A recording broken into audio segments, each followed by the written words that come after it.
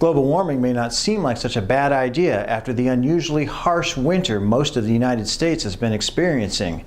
And when something like the polar vortex affects so many voters across so many parts of the country, the politicians back in Washington are going to be looking for an angle.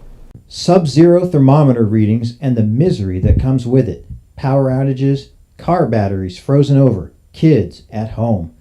Multiple swipes from the polar vortex has turned most of North America into an Arctic frost zone.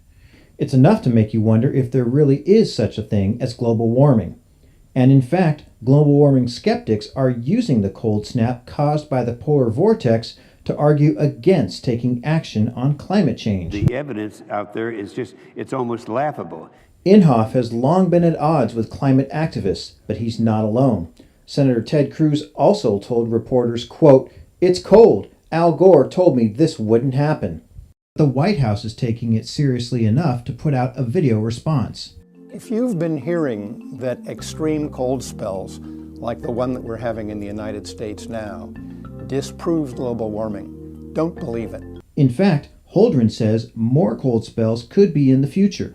And the reason is this.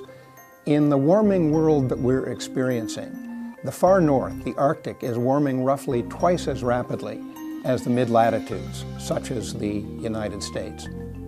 That means that the temperature difference between the Arctic and the mid-latitudes is shrinking. And the impact of global warming, climate change, whatever you want to call it, also made it into President Obama's State of the Union address.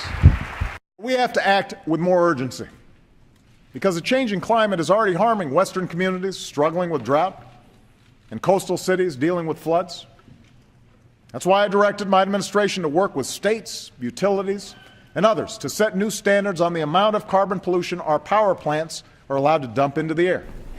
The president is directing his administration to work with state legislatures and utilities on air pollution standards because he can't get those passed through Congress.